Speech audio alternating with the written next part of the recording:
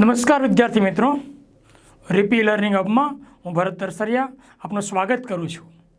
આજે આપણે JEE નીટની અંદર ઘર્ષણ ટોપિક વિશે અભ્યાસ કરીશું. તો મિત્રો, ઘર્ષણ એટલે શું? તો ઘર્ષણ એટલે ગતિ અવરોધતું બળ, અને એ હંમેશા બાહ્ય બળની વિરુદ્ધ દિશામાં હોય છે.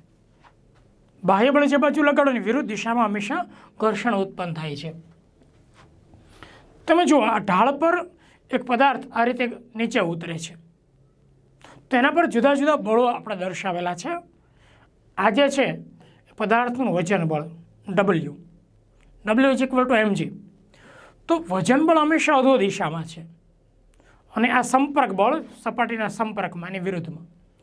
જ્યારે n છે, n એ સપાટીને લંબ બળ છે. વજન બળના ઘટકો છે. હંમેશા આ જે લંબ રેખા છે, શિરોલંબ રેખા સાથે કોણ બને છે, તો જેમની સાથે કોણ બને કોસ ઘટક, તો આ છે W cos θ અથવા mg cos θ, અને આ છે W sin θ. હવે પદાર્થ નીચે તરફ સ્વાભાવિક છે કે નીચે તરફ ગતિ કરે છે, આ બાજુ પ્રવેગ છે, તો વિરુદ્ધ દિશામાં શું ઉત્પન્ન થાય છે? ઘર્ષણ બળ ઉત્પન્ન થાય છે. આ મિત્રો, હવે જ્યારે ઢાળ પર પદાર્થ ગતિ કરતો હોય એ દરમિયાન ઘર્ષણ બળ કઈ બાજુ ઉદ્ભવે? લંબ બળ છે, વજન બળ, બરાબર, અને એમના જરૂરી ઘટકો દર્શાવેલા છે. આ ઘર્ષણ બળનો એકમ ન્યૂટન છે, અને આ ઘર્ષણ બળના 3 પ્રકાર છે: સ્થિત ઘર્ષણ, ગતિક ઘર્ષણ અને રોલિંગ ઘર્ષણ. હવે સ્થિત ઘર્ષણ બળ આપણે જોઈએ છે, તો પદાર્થ જ્યારે સ્થિર પડેલો હોય, આપણે બળ લગાડવા છતાંય ખસતો ના હોય, સ્થિર હોય, ત્યારે એની ગતિની વિરુદ્ધ દિશામાં જે ઘર્ષણ બળ ઉત્પન્ન થાય એને સ્થિત ઘર્ષણ બળ કહે છે. અહીંયા બાહ્ય બળ લગાડ્યું, પદાર્થ સ્થિર છે, ત્યારે અહીંયા વિરુદ્ધ દિશામાં ઘર્ષણ બળ ઉત્પન્ન થાય છે. હવે ધીમે ધીમે ધીમે બાહ્ય બળનું મૂલ્ય આપણે વધારતા જઈએ, અને છતાંય પદાર્થ જો ન ખસે, સ્થિરને સ્થિર જ રહે, એનો મતલબ એમ થાય કે આ જે ઘર્ષણ બળ છે એ પણ બાહ્ય બળ જેટલું જ પોતાનું મૂલ્ય વધારતું જાય છે. તો જ સામસામા બળ સરખા હોય છે અને પદાર્થ સ્થિર રહી શકે છે, ચોખ્ખું બળ શૂન્ય થાય છે. હવે બાહ્ય બળ વધારતા ઘર્ષણ બળ પોતાનું મૂલ્ય વધારે છે, માટે આને સેલ્ફ એડજસ્ટિંગ ફોર્સ કહેવાય છે, FS વડે દર્શાવાય છે. હવે બાહ્ય બળ વધારતા એક સમય એવો આવે કે પદાર્થ ખસવાની અણી ઉપર હોય છે, એટલે ખસી ના જાય. એનો મતલબ એ થાય, સહેજ જો હવે બળ વધારીશું તો પદાર્થ ગતિમાં આવી જશે. તો બાહ્ય બળના જે મૂલ્ય માટે પદાર્થ ખસવાની અણી પર હોય, ત્યારે જે આ સ્થિત ઘર્ષણ બળ ઉદ્ભવે છે એને મહત્તમ સ્થિત ઘર્ષણ બળ FS મેક્સિમમ કહેવાય છે. અને મિત્રો, આ FS મેક્સિમમ છે એ લંબ બળના સમપ્રમાણમાં હોય છે. ચલે છે કાઢી અચળાંક મૂકીએ μs, જ્યાં μsને સ્થિત ઘર્ષણાંક કહે છે.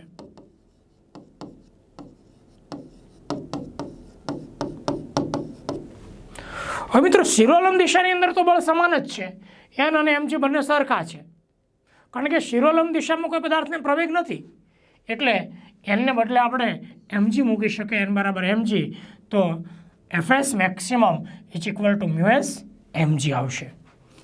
FS મેક્સિમમ આવશે. જ્યાં μs સપ્રમાણતાનો અચળાંક છે તેને સ્થિત ઘર્ષણાંક કહે છે. અને મિત્રો, μsનું મૂલ્ય સપાટીના પ્રકાર, સપાટીઓના દ્રવ્યની જાત, સપાટી કેવી છે, લીસી છે, ખરબચડી છે, પછી સારી કયા દ્રવ્યની સપાટી છે, લોખંડની છે, કોઈ પથ્થરની છે, લાકડાની છે, તાંબાની છે, દ્રવ્યની જાત અને તાપમાન પર આધારિત છે μsનું મૂલ્ય. ખરબચડી કરતાં લીસી સપાટી માટે μsનું મૂલ્ય નાનું હોય છે, અને જેમ સપાટી લીસી હોય એમ μs ઘટતો જાય છે. આ μsનું મૂલ્ય 0.01 થી 1.5ના ગાળામાં જુદી જુદી સપાટીઓ માટે મળે છે. જ્યાં સુધી સ્થિર પદાર્થ ખસતો ન હોય ત્યાં સુધી કહી શકાય કે μs ≤ μsn, એટલે FS ≤ FS મેક્સિમમ. ક્યારે પદાર્થ ખસતો ન હોય ત્યારે FS મેક્સિમમની કિંમત μsn મૂકીએ છીએ. હવે જો મિત્રો, FS μsn, આ n ની કિંમત મૂકીએ આપણે mg cos થીટા.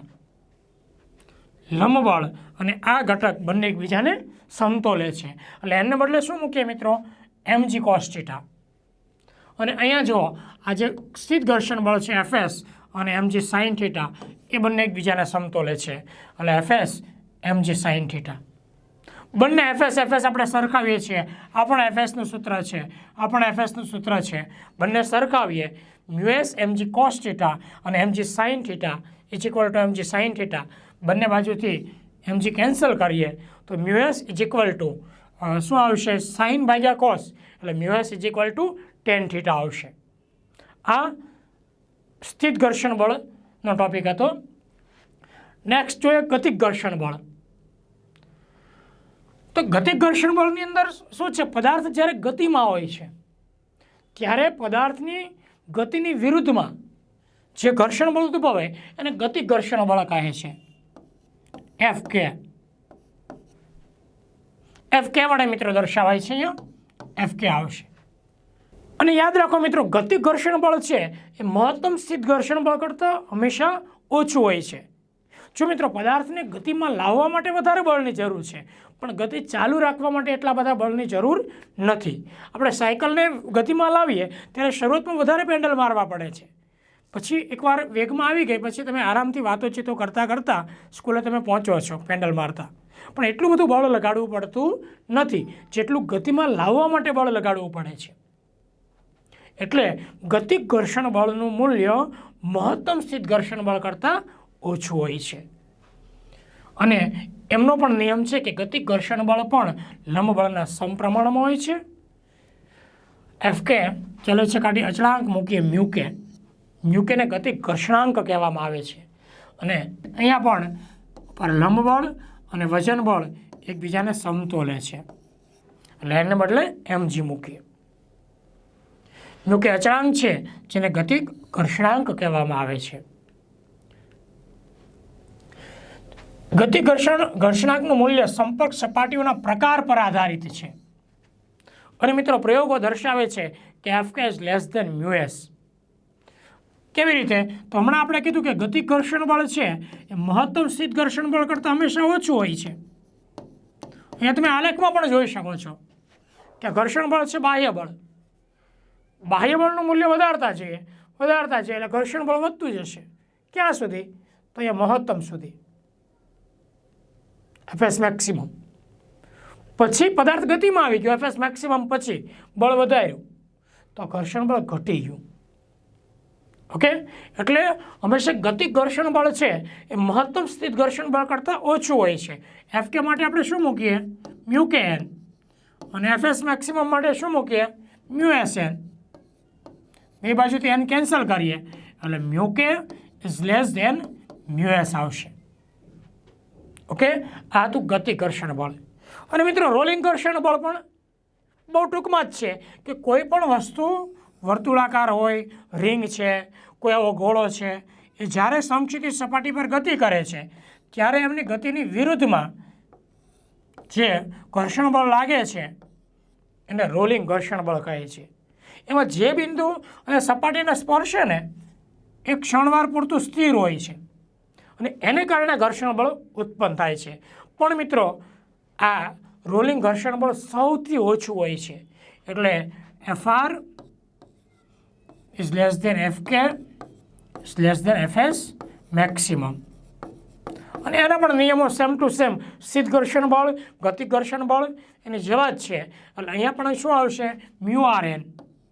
અહીંયા શું આવશે? મ્યુકે n.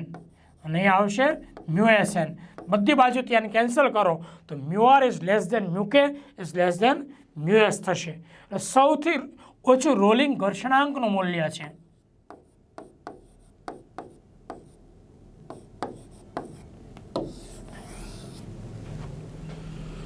ત્યાર પછી નેક્સ્ટ જોઈએ કેન્દ્રગામી બળ. તો r ત્રિજ્યાના વર્તુળાકાર માર્ગ પર v જેટલી નિયમિત અચળ ઝડપથી ગતિ કરતા m દળના પદાર્થ પર વર્તુળના કેન્દ્ર તરફ લાગતા બળને કેન્દ્રગામી બળ કહેવામાં આવે છે. જનરલી કોઈ પણ વસ્તુ વર્તુળાકાર માર્ગે ગતિ કરે એટલે કેન્દ્રગામી પ્રવેગ ઉત્પન્ન થાય છે. એનું સૂત્ર આપણે જાણીએ છીએ v²/r. આ કેન્દ્રગામી પ્રવેગના કારણે જે બળ ઉત્પન્ન થાય છે કેન્દ્રગામી બળ, અને એના કારણે કેન્દ્રગામી બળનું આપણને સૂત્ર મળે છે mv²/r. જો એની દિશા કઈ બાજુ હોય છે?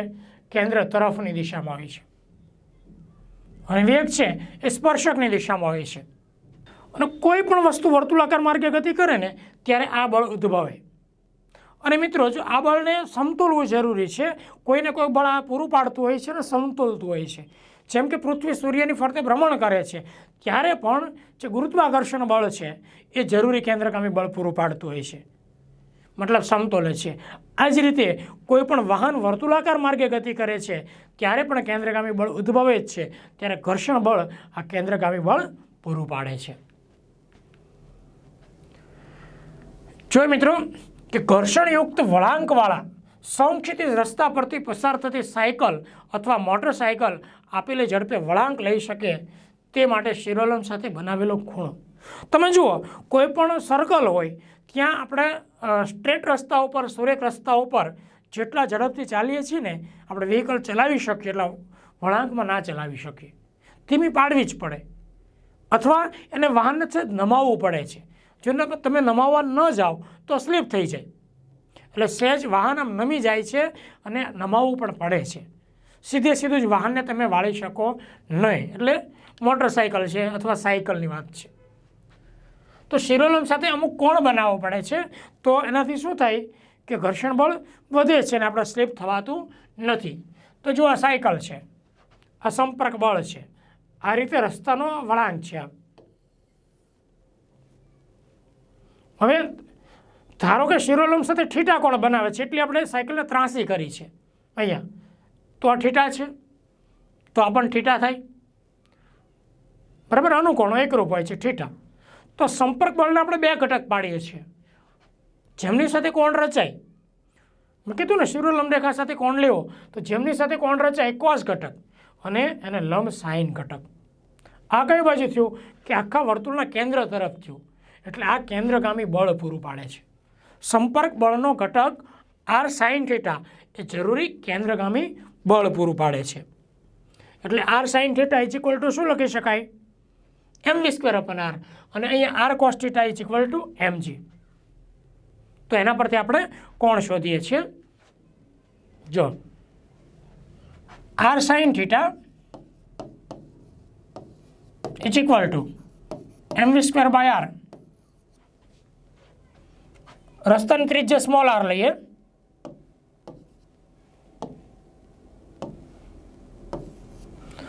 અને આ આર કોસ થીટા બરાબર mg.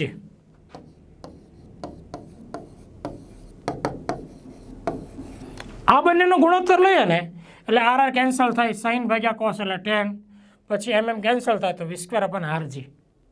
એટલે આપણને આ સૂત્ર મળે છે tan થીટા બરાબર v²/rg. એટલે આપણે કોણ શોધી શકાય છે કે ભાઈ આટલા કોણે તમે નમાવો તો સલામત રીતે આપણે ટર્ન લઈ શકીએ, વર્તુળાકાર આપણે વર્તુળ ક્રોસ કરી શકીએ. ઘર્ષણયુક્ત વળાંકવાળા સમક્ષિતિજ રસ્તા પરથી પસાર થતા વાહન માટે મહત્તમ સલામત ઝડપ. પેલો ઠીટા કોણ હતો કે ભાઈ સાયકલ કે મોટરસાયકલ હોય તો આપણે કેટલા કોણે નમાવવી પડે તે. અને હવે છે કે કોઈ પણ કાર છે, મોટું વ્હીકલ છે, એની પણ સ્પીડ લિમિટ રાખવી પડે, નહીં તો રસ્તાની બહાર શું થઈ જાય છે. તમે જો મોસ્ટ ઓફ એક્સિડન્ટ હોય ને એ વળાંકવાળા રસ્તામાં વધારે સંભાવના હોય. એનું કારણ શું છે કે થોડીક ઝડપ જો વધી ગઈ એટલે આપણે કેન્દ્રગામી બળને સમતોલી ના શકીએ, એટલે વસ્તુ બહાર તરફ ફંગોળાઈ જાય છે. તો આ એક કાર છે, એ વર્તુળાકાર માર્ગે ગતિ કરે છે, આ બાજુ જાય છે, તો અહીંયા પણ કેન્દ્રગામી બળ ઉદ્ભવવાનું છે Fc. ત્રિજ્યા r છે અને આ v ઝડપ છે, અને ઉપર નીચેના વાહન પર લાગતા બળ આ છે લંબ બળ n, આ છે mg, અને આ છે ઘર્ષણ બળ. તો અહીંયા છે ને મિત્રો, ઘર્ષણ બળ જરૂરી કેન્દ્રગામી બળ પૂરું પાડશે. એટલે અહીંયા આવું આવશે કે Fs is equal to mv²/r. હવે આપણે ઝડપ કેવી જોઈએ? મહત્તમ સલામત ઝડપ જોઈએ છે, એટલે અહીંયા Fs મેક્સિમમ અને શું આવશે એમ વી મેક્સિમમ સ્ક્વેર અપોન આર આ મ્યુ એસ એન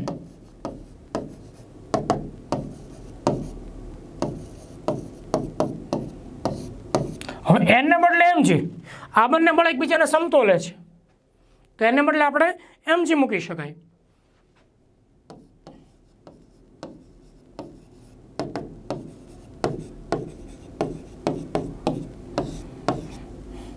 બંને બાજુથી એમ કેન્સલ આર આ બાજુ આવે એટલે mu S R G V maximum square is equal to mu S R G એટલે વી મેક્સિમમ આવશે મ્યુ એસ આર જી મહત્તમ સલામત ઝડપનું સૂત્ર પણ મિત્રો અહીંયા જે રસ્તો વર્તુળાકાર છે પણ સમક્ષિતિજ છે કોઈ ઢાળવાળો નથી કારણ કે ઢાળવાળો ટોપિક પણ આપણે જોઈશું ઘર્ષણયુક્ત ઢોળાવવાળા અથવા થીટા કોણવાળા વક્રાકાર રસ્તા પર વાહનની મહત્તમ સલામત ઝડપ તો અહીંયા જુઓ આવી રીતે રસ્તામાં વળાંક છે અને એક બાજુથી રસ્તો ઊંચો છે ઢોળાવા અને વાહન આ બાજુ આ રીતે ગતિ કરે છે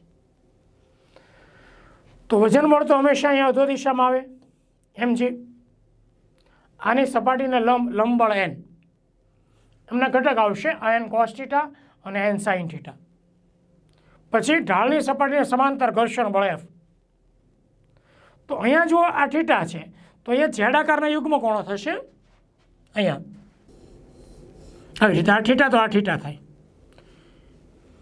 એટલે આ થીટા આમની સાથે બનશે તો અહીંયા આપણે ઘર્ષણ બળનો ઘટક કયો આવશે એફ કોસ થીટા અને નીચે શું આવશે એફ સાઇન થીટા એ નીચેની આકૃતિમાં આપણે બતાવ્યું છે જો આપણે બિંદુએ પદાર્થ વિચારીએ તો બધા બળ આ એન કોસ થીટા આ એન પછી એન સાઇન થીટા આ બાજુ કયો ઘટક છે ઘર્ષણ બળનો આમની સાથે કોણ રચે એટલે આ કોસ ઘટક આ એફ કોસ થીટા અને અધો દિશામાં એફ સાઇન થીટા એટલે અહીંયા છે ને આ એન કોસ થીટા અને આ બંનેનો સરવાળો થશે MG plus F sine theta is equal to N cos theta એમાં એમજીને કરતા બનાવો અને અહીંયા કેન્દ્રગામી બળ છે ને આ બંને પૂરા પાડશે એન સાઇન થીટા અને એફ કોસ થીટા બંને જરૂરી કેન્દ્રગામી બળ પૂરા પાડે છે એટલે આ બંનેનો સરવાળો is equal to MV square upon R અને ગુણોત્તર લઈ લો અને જે કંઈ પણ સ્ટેપ આવે ને તમે કોસ થીટા વડે ભાગાકાર કરો એટલે આપણને આ સૂત્ર મળશે V maximum is equal to square રૂટમાં R G mu S plus tan theta 1 minus mu S tan theta જે થીટા શું છે આ જે ઢાળ છે એમનો કોણ છે થીટા રસ્તાનો ઢોળાવ આર વળાંકવાળા રસ્તાની વક્રતા ત્રિજ્યા મ્યુ એસ રસ્તાને પૈડા વચ્ચેનો સ્થિત ઘર્ષણાંક છે રસ્તો ઘર્ષણ રહિત હોય તો વાહનની મહત્તમ સલામત ઝડપ શું આવે mu 0 square upon R G tan theta પેલા સાયકલવાળું હતું એ જ આમાં આર જે આ બાજુ લઈ અને એને કરતા બનાવીએ તો જે અચળ ઝડપ મળે છે એને ઓપ્ટિમમ ઝડપ કહે છે અને બીજું કે મેક્સિમમવાળું જે સૂત્ર છે ઢોળાવવાળું એમાં તમે મ્યુ એસ 0 મૂકી દો તો પણ આપણને આ મળે છે આ સૂત્રની અંદર મ્યુ એસ તમે 0 મૂકી દો ઓકે તો શું થશે આરજી ટેન થીટા અને ત્યારે જે ઝડપ મળે એને ઓપ્ટિમમ ઝડપ કહેવાય એટલે એને પણ વીઓ કહી શકો આરજી ટેન થીટા હવે ઘર્ષણ રહિત ઢાળની સપાટી પર પદાર્થનો પ્રવેગ જો એ ઘર્ષણ બળ નથી ઘર્ષણ વગરનો ઢોળાવ લીધો છે તો એમાં પહેલાં જે ઘટકો આવતા હોય તો એ જ આવશે વજન બળના ઘટકો કોસ થીટા સાઇન થીટા આ સંપર્ક બળ અને આ લંબ બળ હવે પદાર્થ સ્વાભાવિક છે કે નીચે તરફ સરકે છે અને પદાર્થનો આ પ્રવેગ છે તો જો એમ જે કોસ થીટા છે એ લંબ બળ એને સમતોલે છે વજન બળનો ઘટક અને સામે છે એટલે અને એમ જે સાઇન થીટા છે એ આની અસર હેઠળ પદાર્થ પ્રવેગિત ગતિ કરે છે એટલે આ બરાબર શું આવશે એફ બરાબર એમજી સાઇન થીટા જો એફ બરાબર એમજી સાઇન થીટા એફને બદલે એમ એ પદાર્થ ગતિમાં છે તો બંને બાજુથી આપણે એમ કેન્સલ કરીએ એટલે પદાર્થનો પ્રવેગ આવશે જી સાઇન થીટા સુરેખ હોય તો પ્રવેગ શું આવે છે એ આવે શિરોલંબ હોય તો પ્રવેગ જી આવે છે અને જ્યારે ત્રાંસુ હોય પદાર્થ ઢોળા ઉપર હોય ત્યારે પ્રવેગ સાથે જે સાઇન થીટા ગુણાય. થીટા છે એ સપાટીનો ઢોળાવ છે. એટલે ત્રણ કિસ્સામાં આ પ્રવેગ છે. પણ ક્યારે ઘર્ષણ નથી તો, અને ઘર્ષણ હોય તો ત્યારે આ માઇનસ આમાંથી એફ કે કરવું પડે છે. ખરબચડી સપાટી પર પ્રવેગિત કરતા પદાર્થ માટે ધારો કે બે પદાર્થ છે, કેપિટલ એમ દળ અને સ્મોલ એમ દળનો બે પદાર્થ છે, અને નીચેના પદાર્થ પર આપણે કેપિટલ એફ બળ લગાડીએ છીએ. જો એમ દળના એક પદાર્થ પર સ્મોલ એમ દળનો પદાર્થ નાનો આકૃતિમાં દર્શાવ્યા પ્રમાણે ગોઠવ્યો છે. જો તે બંને વચ્ચેનો ઘર્ષણાંક μ1 હોય, અહીંયા ઘર્ષણાંક ક્યાં છે? અહીંયા μ1 છે. અને એમ સપાટી વચ્ચેનો ઘર્ષણાંક μ2 હોય તો તે બંને છૂટા પાડ્યા સિવાય ખસેડવા માટે જરૂરી બળ કેટલું હશે? અને આપણે ખસેડવા છે, અહીંયાથી છૂટા નથી પાડવા. અહીંયા μ1 છે, અહીંયા શું છે? μ2 છે. પણ આપણે એક સાથે બંનેને ગતિમાં લાવવા છે. તો આ બંને વચ્ચે જે મહત્તમ સ્થિત ઘર્ષણ બળ છે ને, એના કરતાં આપણે શું કરવું પડે? બધી ના જવું પડે, નહીં તો એકલો ગતિ કરે. પદાર્થ પર લાગતું બાહ્ય બળ એમ દળના પદાર્થ પર લાગતા ઘર્ષણ બળ કરતાં વધુ ન હોવું જોઈએ. જો વધી જાય તો પદાર્થ શું થાય છે કે આ એકલો છૂટા બંને પડવા મળે, વચ્ચે પ્રવેગ ઉદ્ભવે છે. તો આખામાં જો આ પ્રવેગ ઉદ્ભવતો હોય તો કુલ જે બળ છે એમાંથી વિરુદ્ધ દિશાનું બળ બાદ કરો. તો વિરુદ્ધ દિશામાં બંને એક સાથે ગતિ કરવાના છે. એટલે શું આવે છે? μ2n આવે. ઓકે, ઘર્ષણ બળ આવે. ઘર્ષણ બળને બદલે શું લાગે? μ2n. એને બદલે શું આવે છે? mg. પણ બંનેનું વજન આવશે કેપિટલ mg વત્તા સ્મોલ mg. એટલે એફમાંથી આ ઘર્ષણ બળ બાદ કરો. જનરલી કોઈ પણ પદાર્થ ગતિમાં હોય ને તો જે બાજુ ગતિ ચાલુ હોય એ બાજુના બળમાંથી વિરુદ્ધ દિશાનું બળ બાદ કરવું. અહીંયા જે ઘર્ષણ બળ ઉદ્ભવે એ બાદ કરવું. એટલે પરિણામી બળ મળે F' = ma. પણ ma ની અંદર પણ બે પદાર્થ એક સાથે ગતિ કરે છે, એટલે આપણે કેપિટલ M વત્તા સ્મોલ m લીધું છે. અને F ને બદલે શું લીધું? μsn. અહીંયા આપણે છે ઘર્ષણાંક, એટલે μ2n. એને બદલે શું લીધું? એના સામે શું આવે? mg. બંને પદાર્થ માટે સ્મોલ m વત્તા કેપિટલ M આવે છે. હવે આ બંને પદાર્થની વાત કરીએ તો અહીંયા શું આવશે મિત્રો? F બરાબર ma. μ1 શું આવશે? n. તો એકલા પદાર્થ માટે શું આવશે? અહીંયા n બરાબર mg. તો mg મૂકીએ, આ કેન્સલ કરીએ એટલે પ્રવેગ આવે μ1g. આપણે અહીંયા પ્રવેગની કિંમત મૂકી દઈએ. f બરાબર, અને આ બાજુ લઈએ એટલે પ્લસ આવશે μ2g, m પ્લસ m. હવે આપણે અહીંયા છે ને કિંમત મૂકી દઈએ પ્રવેગની μ1g. તો m plus m μ1g, m plus m μ2g. તો m પ્લસ m અને g કોમન કાઢીએ તો μ1 પ્લસ μ2. ક્યારે છે? બંને પદાર્થ બરાબર. પ્રવેગ આ સાપેક્ષ પ્રવેગ નથી, પણ આ જે પ્રવેગિત ગતિ કરે એની વિરુદ્ધમાં જે પ્રવેગ છે એ છે સાપેક્ષ પ્રવેગ નથી મિત્રો. આ ખાસ જોજો. તો જ્યારે બે પદાર્થો એકબીજા ઉપર, અને બહુ અગત્યના છે MCQ, કે અહીંયા અત્યારે પદાર્થને એક સાથે ખસેડવા છે. સાપેક્ષવાળું અલગ. અત્યારે એનાથી પદાર્થ છૂટો પડતો નથી, ત્યારે પરિણામે જે બળ લાગે છે એ આ બળનું સૂત્ર છે મિત્રો. નેક્સ્ટ જોઈએ. સ્મોલ m અને કેપિટલ M દળના બે બ્લોકને આકૃતિમાં દર્શાવ્યા પ્રમાણે ગોઠવ્યા છે. અહીંયા μs છે. μs સ્થિત ઘર્ષણાંક તથા μk ગતિ ઘર્ષણાંક છે. તેના પર લાગતું બળ F હોય તો જ્યારે બળ F એ કેપિટલ M દળના પદાર્થ પર ગતિ ઉત્પન્ન કરતું નથી. જો અહીંયા એવું છે કે આની આગળ જે હતું એ આપણે અહીંયા બળ લગાડ્યું હતું. હવે ઉપરના પદાર્થ પર બળ લગાડીએ અને બળ છે એ કેપિટલ M દળના પદાર્થ પર ગતિ કરતું નથી. એટલે બળ છે અહીંયા જે ઘર્ષણાંક છે ને એના કરતાં ઓછું છે. એટલે આ પદાર્થ સ્થિર રહે છે અને ઉપરનો એકલો ગતિમાં આવે છે. બરાબર. તો એવા સંજોગોમાં શું થશે? એ બરાબર પ્રવેગ બરાબર F m પ્લસ m આવશે. કારણ કે m અને m વચ્ચે લાગતા ઘર્ષણ બળ કરતાં બાહ્ય બળ વધશે, તેથી પદાર્થ ગતિમાં આવશે. મિત્રો અહીંયા જે ઘર્ષણ બળ છે ને એના કરતાં બાહ્ય બળ વધશે. અહીંયા ગતિ ઉત્પન્ન થતી નથી, બંને સાથેમાં ગતિમાં આવે છે એટલે પ્રવેગ અહીંયા છે. ઓકે, એટલે એ બરાબર F/m+m બંનેની ગતિ સાથે છે. અહીંયા સાપેક્ષ ગતિ થતી નથી મિત્રો. જ્યારે F એ m દળના પદાર્થ પર લાગશે જ્યાં F is greater than μs mg.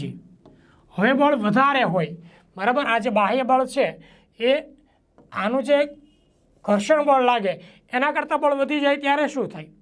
ત્યારે સાપેક્ષ ગતિ થાય છે અને ત્યારે પ્રવેગ શું આવે? મ્યુકે. ગતિ ઉપરની એટલે મ્યુકે આવે અને ઉપરનું જ આવે છે દળ, ઉપરના પદાર્થનું દળ આવશે બરાબર. એટલે સ્મોલ mg આવશે અપન m.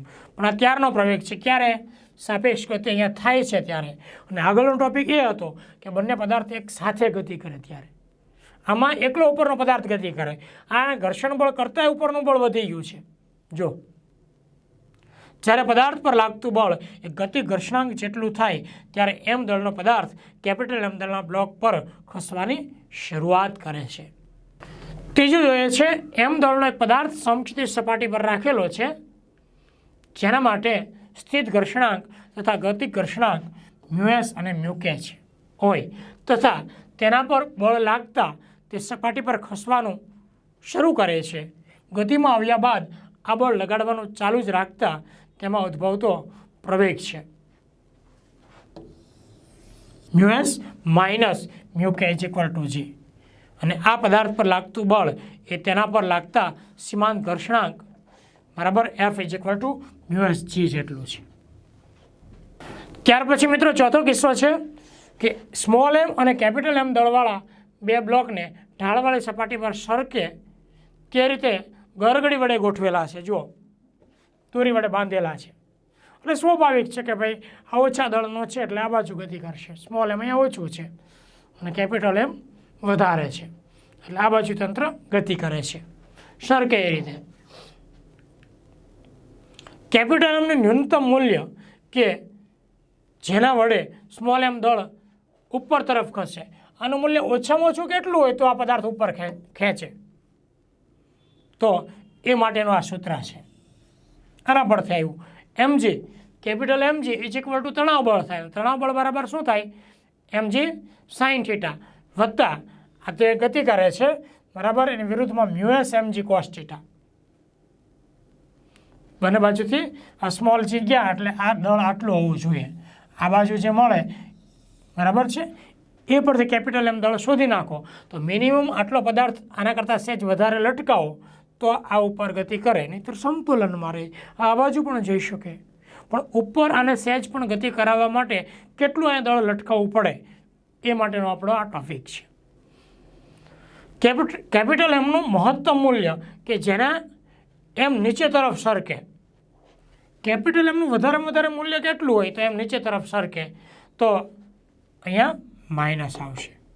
આ બાજુ સરકાવવા માટેનું કન્ડિશન, ઉપર તરફ સરકાવવા માટે એની કન્ડિશન આ છે, પ્લસ છે.